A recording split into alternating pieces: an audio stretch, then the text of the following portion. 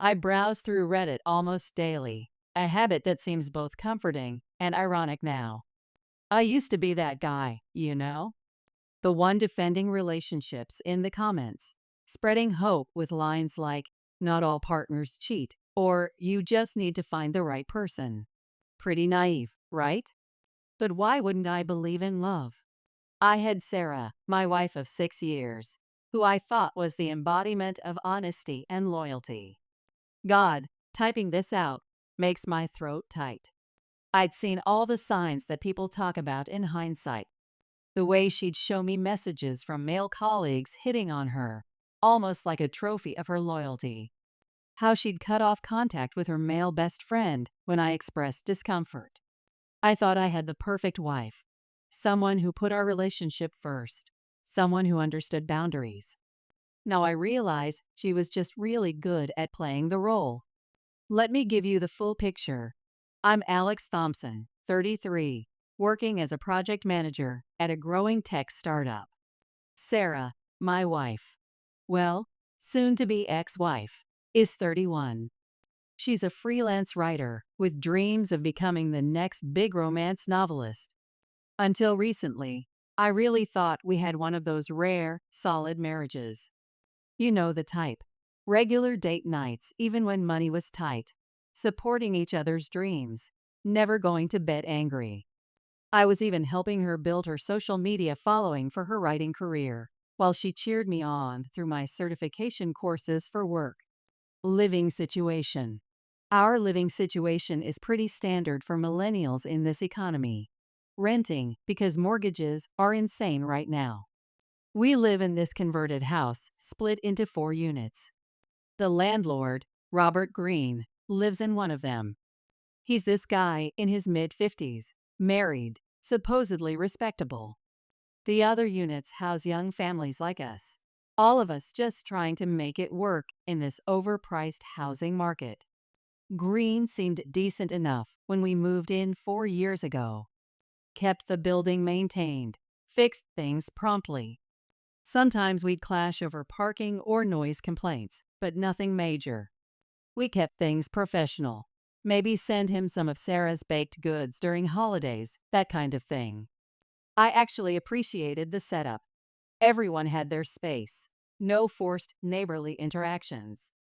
Just normal, civil coexistence. If I'd known what was happening when I wasn't around. Well, that's getting ahead of myself. Work-life context. You need to understand our schedules to get the full picture. Sarah works as a freelance writer, which means she's home pretty much 24/7. She only needs to meet clients once or twice a month for briefs or content reviews. Her flexible schedule was supposed to be perfect for her novel writing. All that uninterrupted creative time while I was at work. Meanwhile, I'm putting in serious hours at the tech startup where I work as a project manager. Not because I want to be away from home. Trust me, I'd rather be spending time with my wife. But because that's what startup life demands. When you're managing multiple development teams and client projects, you can't just clock out at 5 o'clock and forget about everything. I'd leave at 7 o'clock and usually wouldn't get back until 7 o'clock or 8 o'clock. Even on weekends, I'd often be on call for system emergencies or urgent client requests. Sarah always said she understood. She'd talk about how proud she was of my dedication, how she knew I was working hard to build our future together. She'd have dinner ready when I got home late, run me baths when my neck was stiff from staring at screens all day. I actually felt guilty sometimes about leaving her alone so much. Looking back now, I guess she wasn't as alone as I thought. The day everything changed. I remember the exact day it all fell apart. I woke up with this killer migraine. You know the type, where even looking at your phone screen hurts. I usually push through being sick. Startup equity doesn't vest itself, and I've worked through worse. But that morning, something felt off. Maybe it was my subconscious trying to warn me. I messaged my team lead that I needed a personal day. He was cool about it. I had like 3 weeks of unused sick days because I never take time off. I thought I'd surprise Sarah by pretending to go to work, then coming back early. Maybe we could order lunch and binge watch that new series she'd been talking about. We hadn't had a whole day to ourselves in months. I even stopped by that trendy coffee shop she loves, the one that charges $7 for a basic latte. Got her favorite iced caramel macchiato with extra whipped cream and caramel drizzle. I was actually excited, like a kid planning to surprise their parents. Sitting in that drive-thru, smiling while ordering her ridiculously complicated coffee order, I wish I could go back and tell myself to just go to the office. Sometimes ignorance really is bliss. Discovery. I pulled into my usual spot in the building's parking lot, juggling my laptop bag and that overpriced coffee I'd bought her. Everything seemed normal at first glance. Her Tesla Model 3 was parked in its spot, and I could hear the neighbor's kids playing somewhere in the back. Just another Tuesday morning in suburban America. But when I reached our door, something felt off. The door was slightly ajar, just a crack, but enough to set off alarm bells in my head. See, Sarah is obsessive about home security. She's the type who triple checks the locks every night, has Ring cameras on all our windows, and made me install a complete smart home security system last year because she was paranoid about package thieves. So seeing the door open like that? Major red flag. I tried to rationalize it. Maybe she was bringing in groceries, or stepped out to grab the mail. Maybe she was chatting with the neighbors. We live in a safe neighborhood, and she's a capable adult who can handle herself. Still, something in my gut was screaming that this wasn't right. The door is never, ever open when she's home alone. The moment of truth. What I saw when I stepped into our home office. God, even now, months later, my hands shake typing this out. There was my wife, in my old college t-shirt, bent over her writing desk. The same desk where she'd spent countless hours working on her novel. And behind her, our landlord, Robert Greene. The same man who'd fixed our Wi-Fi router just last week, who'd sat at our dinner table discussing property improvements. His pants were around his ankles, and he was. I just stood there, frozen. The coffee slipped from my hand, splashing all over our hardwood floor. That's what made them notice me. The sound of the cup hitting the ground broke through whatever bubble they were in. I managed to say, "What the hell is this?" like some character in a bad movie, as if I needed clarification. As if there was any possible explanation that could make what I was seeing okay. As if my wife being bent over her writing desk by a man old enough to be her father could be anything other than what it obviously was. 6 years of marriage. All those late nights at the startup. All those times she told me she loved me, and only me. It all crumbled right there in our home office, next to her ergonomic chair that I'd bought her for Christmas. The confrontation. The moment they heard my voice, chaos erupted. Sarah let out this high-pitched scream, like she was the victim here, scrambling to pull down my t-shirt, my Stanford computer science t-shirt, to cover herself. Greene, this supposedly respectable tech property investor who'd discussed startup opportunities with me over dinner, was desperately trying to pull up his pants while shuffling towards the door. His face was red, but not from shame. Probably just worried about his reputation in Silicon Valley if this got out. My hands were clenched so tight, my Apple Watch was warning me about my heart rate. Every muscle in my body was screaming at me to put my project management skills to use and efficiently rearrange his face. I'm not a violent person. I'm the guy who codes and runs meetings for a living. But in that moment, I wanted nothing more than to throw the hardest punch of my life. I could have done some serious damage too. Those 5M CrossFit sessions I'd been doing to handle startup stress had me in the best shape of my life. But something in my product manager brain kept calculating the risks. Assault charges, career implications, losing my equity. I'm not throwing away my future over these two pieces of trash, no matter how much they deserve it. Green practically sprinted past me, bumping into my standing desk in his hurry to get out. Coward couldn't even look me in the eye. I let him go. What's that agile development principle about iteration? There would be time to deal with him later. Maybe a carefully worded email to his wife, or perhaps a post on Nextdoor about what kind of landlord he really is. Confronting Sarah. That left me alone with Sarah, if I can even call her by her name anymore. The woman standing in front of me wasn't the same person who'd vowed to be faithful 6 years ago. That Sarah would never do this to me. That Sarah loved me, respected me, valued our marriage. This stranger in front of me was just another failed user story, a bug in the system of our marriage. The breaking point. My dad, a software architect himself, always taught me about maintaining composure under pressure. A real professional never loses control, he'd say. Standing there, watching Sarah try to play the scared, innocent wife routine, I had to keep repeating his words like a debug mantra. My hands were still balled into fists, my nails probably leaving permanent marks in my palms. Because if I let go, if I let that rage crash like a failed deployment, I knew I would do something unrecoverable. I've handled heated client meetings before. I've dealt with impossible deadlines. But this was different.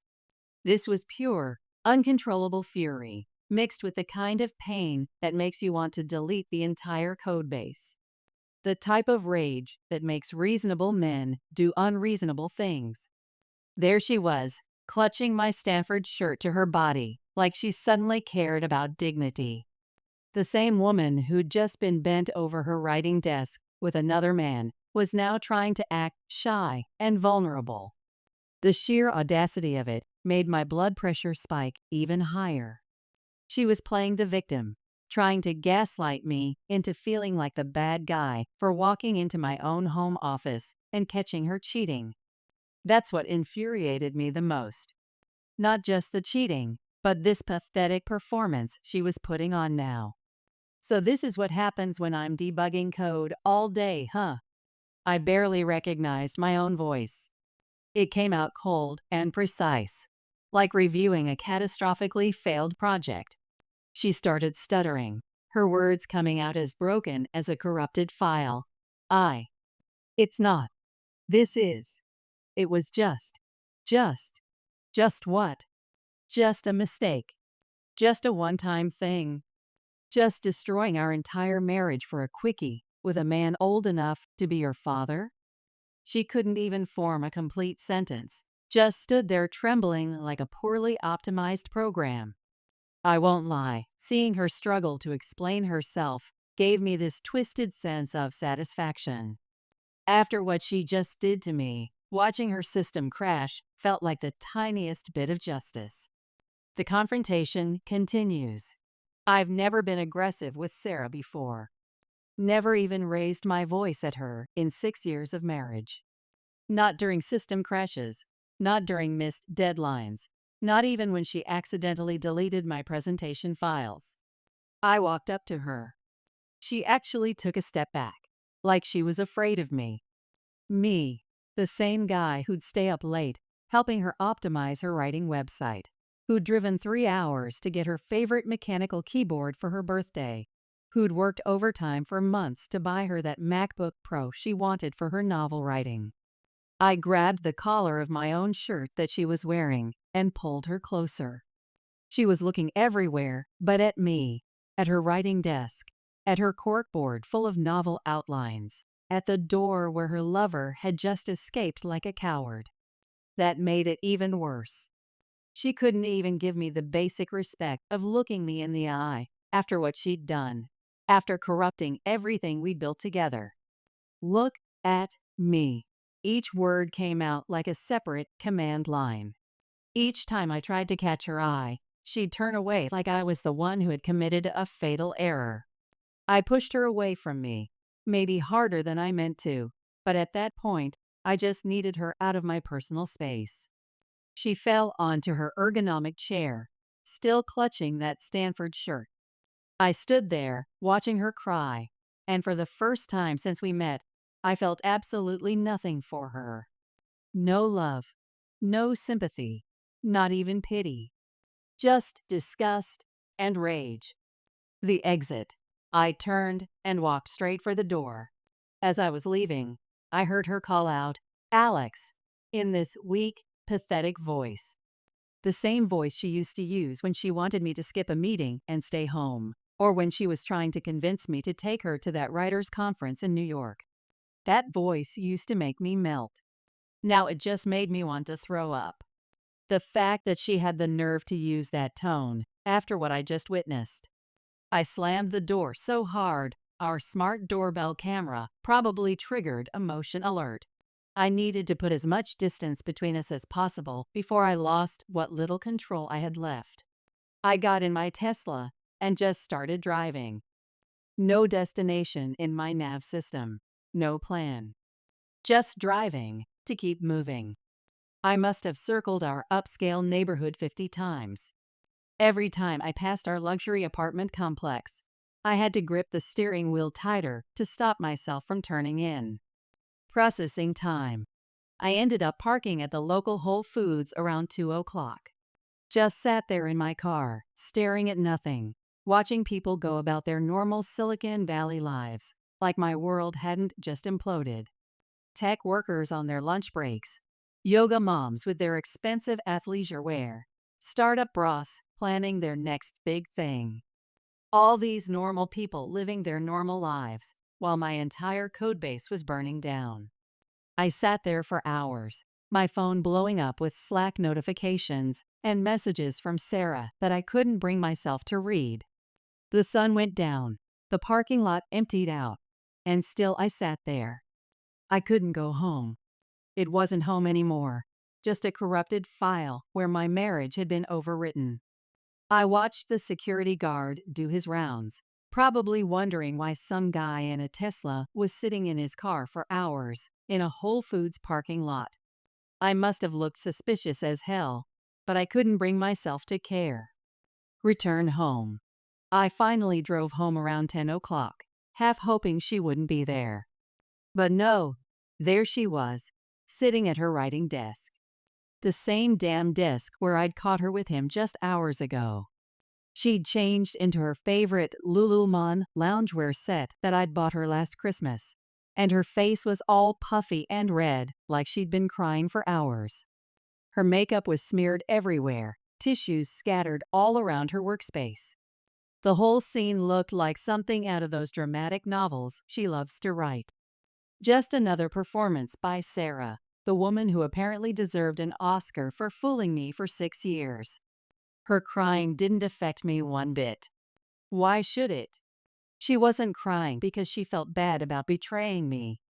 She wasn't crying because she regretted throwing away 6 years of marriage. No, she was crying because she got caught.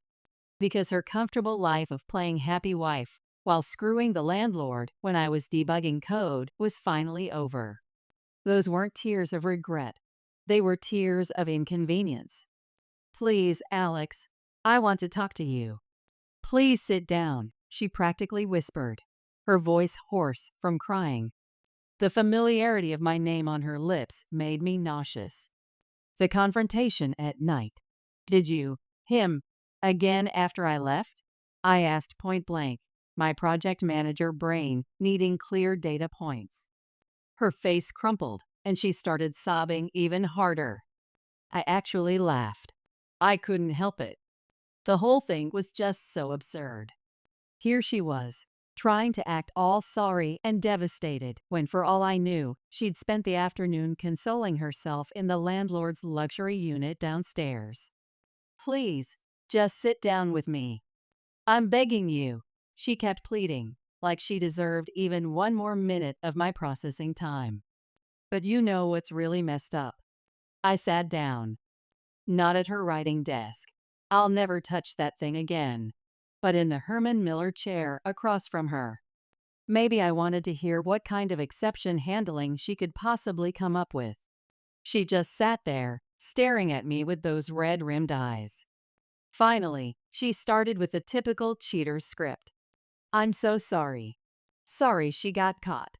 It was a stupid mistake that she'd probably been making for months. She was just feeling lonely while I was working to support our Silicon Valley lifestyle." Then came the kicker. She actually tried to blame it on being sexually frustrated and him making suggestive comments during maintenance visits. Like she had no agency in her actions. Like she just accidentally fell into an affair. "Next thing I knew," she said, trailing off into more tears. Next thing she knew what? She just happened to strip down? Just happened to bend over her writing desk? Just happened to let a man old enough to be her father have his way with her in our home office? The Sarah I married would never do this. The Sarah I loved would never betray me like this. This woman. This was just someone wearing my wife's face, living in my luxury apartment, spending my tech salary, and apparently screwing our landlord for who knows how long. And now she was putting on the performance of her life, trying to cry her way out of a system failure. The final conversation. Through her tears, Sarah swore up and down that this was the first and only time anything had happened between them. She even put her hand on her heart, a gesture she used to do when making promises about her writing deadlines, and said she'd never do it again. The crazy part, she actually sounded convincing. 6 years of marriage, and I'd never caught her in a lie before today. So maybe she was telling the truth about it being a one-time thing. But you know what? In software development, we have a saying: one critical bug is enough to crash the entire system. Here's the thing about cheating that all cheaters conveniently forget. It's not just one bad decision. It's hundreds of tiny commits, one after another, each one a conscious choice to betray your partner. She chose to flirt back when he made those maintenance visit comments.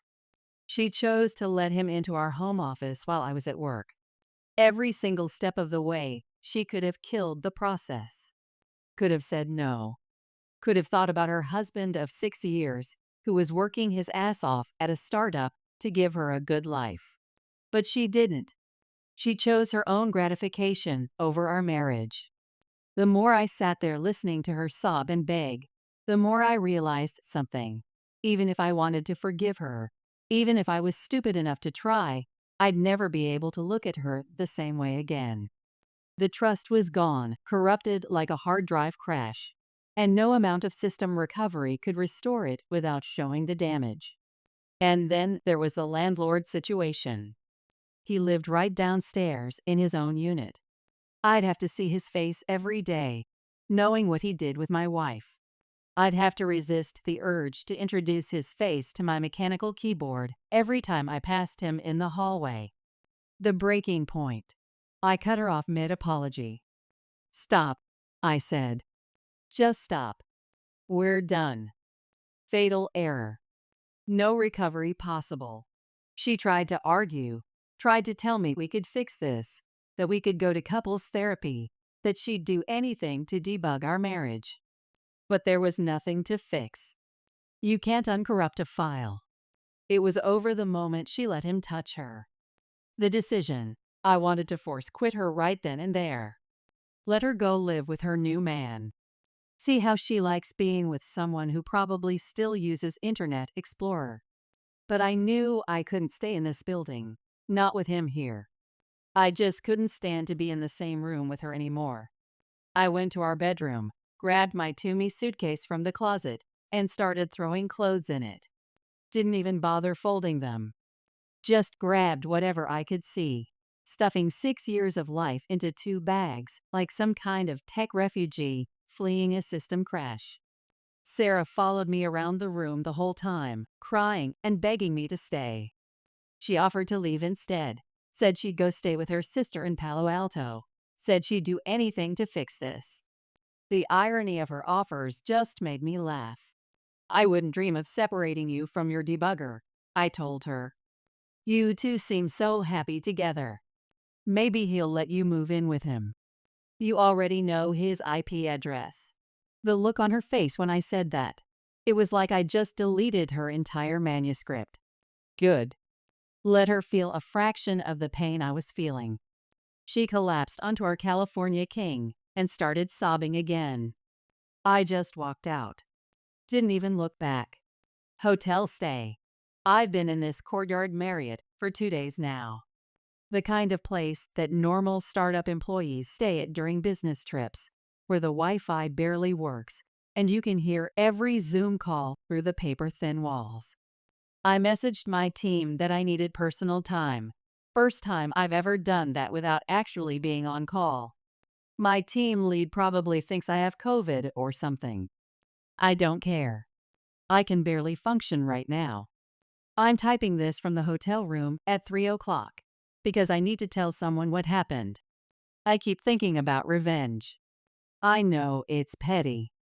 I know it won't fix anything. But I need something, some way to make her feel even a fraction of what I'm feeling right now. Time might heal all wounds, but right now, revenge is the only hotfix I can think of. Update 1 week later. It's been a week since my last post, and I've executed something that I need to get off my RAM. I wish I could be one of those cold-hearted developers who can delete production databases without feeling guilty, but I've got this annoying thing called a conscience that keeps triggering alerts. Still, what I did to her, I think it's pretty fair payback for what she did to me. Let me tell you about Sarah's dream. Not the fake dream of our happy marriage. Her real dream. The one she's had since before I met her. Sarah wants to be a writer. Not just the content writing she does for tech companies, churning out blog posts and marketing copies. No, she wants to be a real author, like her idol Colleen Hoover. Romance novels, drama, all that emotional stuff that gets millions of downloads on Kindle. It's all she's ever talked about. At tech meetups, she'd tell anyone who would listen about her book ideas. She had this whole product roadmap. Finish her novel, get an agent, become a bestseller, quit her freelance work. I used to love watching her eyes light up when she talked about it. 3 years ago, she finally started writing her book. I remember the day perfectly. She came home from her coffee shop writing session with this expensive moleskin notebook she'd bought specially for outlining her story. She was so excited, like a junior dev pushing their first commit. And stupid me, I supported her completely. I bought her that MacBook Pro just for writing, set up a whole home office space with perfect ergonomics, brought her artisanal coffee and snacks while she worked, read every chapter as she finished them, giving her feedback and encouragement. You're going to be the next big thing, I'd tell her. This is amazing, babe. Keep pushing those updates. And you know what? The book was actually good. Really good. It was this complex story about family secrets and forbidden love. Oh, the irony. It kept you guessing until the end. She wrote every day for 3 years, pouring her heart and soul into it. The manuscript was over 90,000 words. That's like 360 pages in standard formatting. She just needed to write the climax and ending, maybe another 2 or 3 chapters. She was so close to pushing to production. Would probably have been done in another month or 2. I remember sitting in bed with her just 2 weeks ago, listening to her talk about how she was going to handle the big reveal at the end. She had it all mapped out. Every plot twist, every emotional commit. She was so proud of what she'd created, and I was proud of her too. I actually couldn't wait to read the final build. The setup. After a few days in that depressing Marriott room, I texted Sarah that I wanted to come home and talk things over. The second she got my message, she started bombing my phone with replies. Yes, baby, please come home. I miss you so much. We can fix this.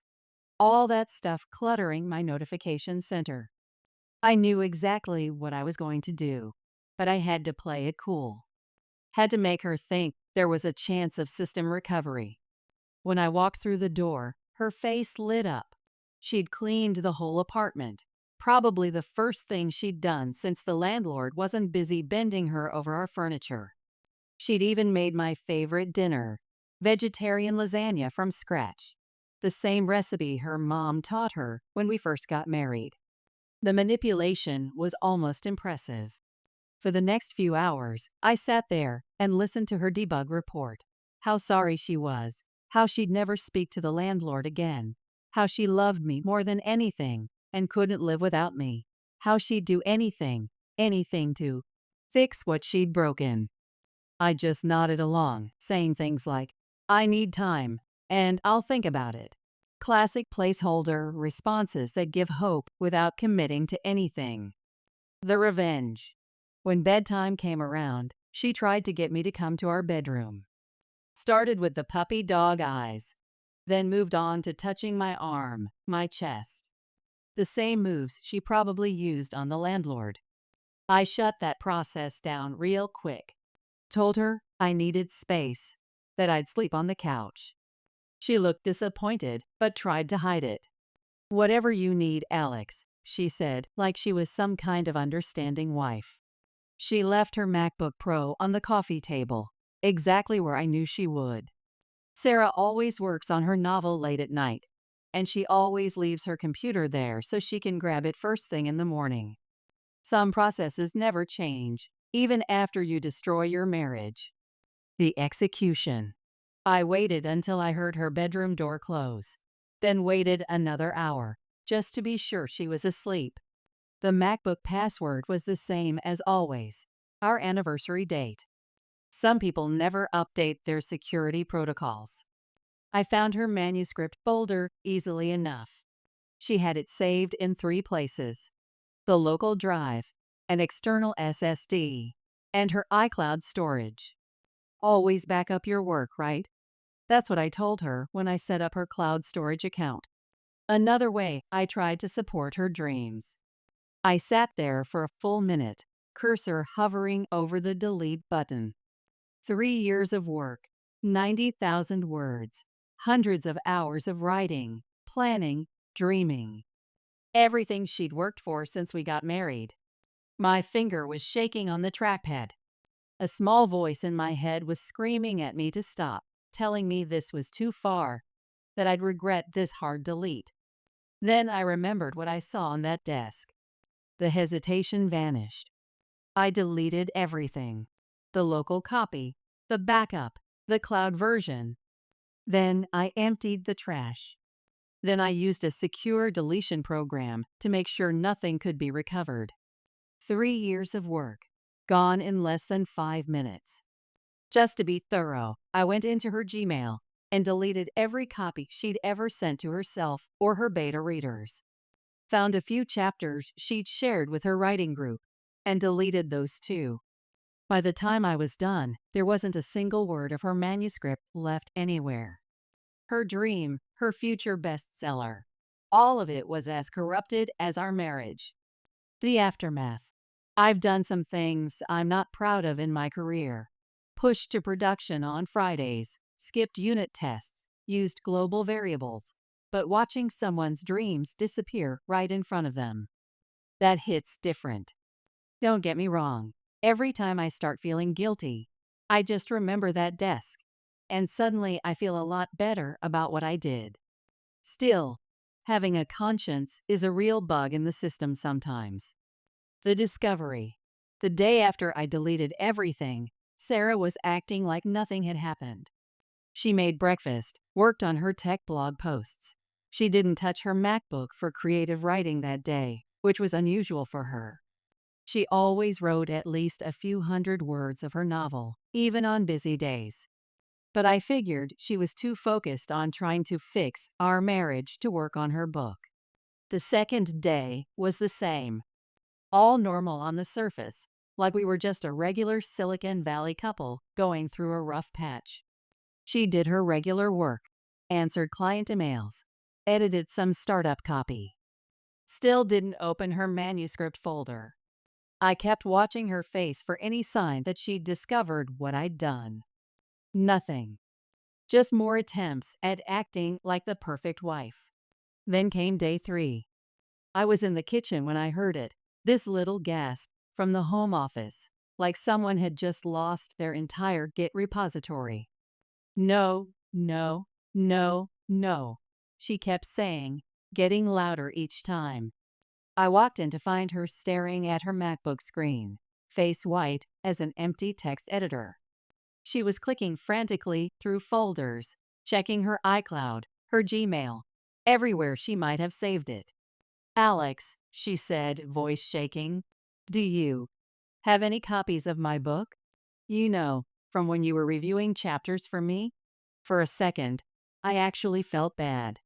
I did have copies of most chapters stored in my work email. Then I remembered how many nights I'd stayed late at the startup to pay for that MacBook she wrote on, and the guilt disappeared. "No, sorry," I said, trying to sound concerned. "Let me check my Google Drive, though." I made a show of looking through my files, even though I'd already purged everything the night before. "Nothing here," I told her. "Did you check your backups?" She was starting to pull at her hair, something she only does when she's really stressed. The last time I saw her do that was when her favorite writing app shut down. The meltdown. "It's gone," she whispered. "Everything's gone. 3 years of work. Just gone."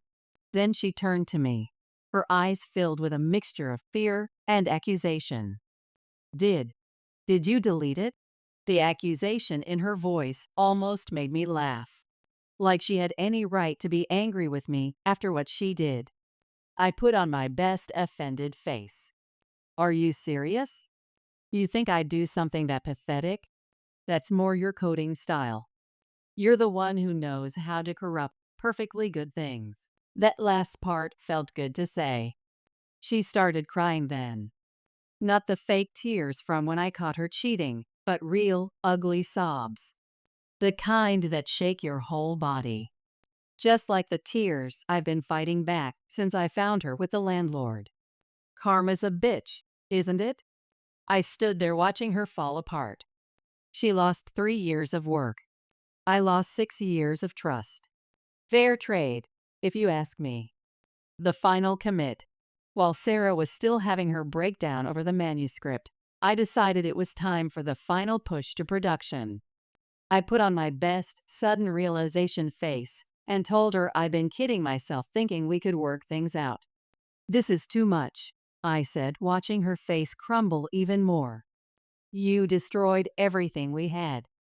I can't just pretend that didn't happen." Perfect timing, really.